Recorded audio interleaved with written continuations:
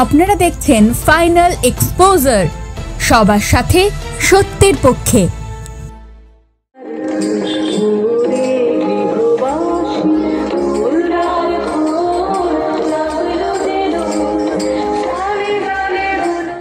সঙ্গীত, নৃত্য ও বিভিন্ন সাংস্কৃতিক অনুষ্ঠানের মধ্য দিয়ে বসন্ত উৎসবে মেতে উঠল দক্ষিণ ২৪ পরগনার ফলতা অবৈতনিক প্রাথমিক বিদ্যালয়ের কচি কাচারা। ফলতা থানার সহযোগিতায় কাঠি নাচ, মন্দিরা নাচ, কুলো নাচ, ছাতা নাচ সহযোগে বিদ্যালয় প্রাঙ্গণ থেকে ফলতা বাসস্ট্যান্ড পর্যন্ত শুরু হয় পথ পরিক্রমা। পরস্পরকে আবিরে রাঙিয়ে দেওয়ার পাশাপাশি পথের পাশে উপস্থিত পথচারীদের পায়ে আবির দিয়ে তারা শ্রদ্ধা জ্ঞাপন করে।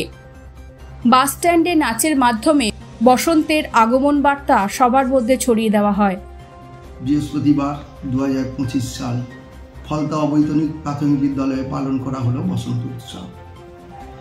অন্যান্য বৎসরের ন্যায় এই বছরে বসন্ত উৎসব খুব আড়ম্বর সহকারে করা হয়।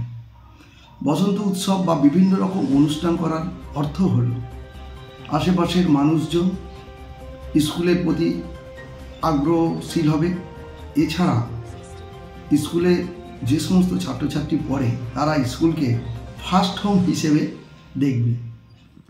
ফলতা থেকে নিহারিকা মুখার্জি চ্যাটার্জির রিপোর্ট, ফাইনাল এক্সপোজার।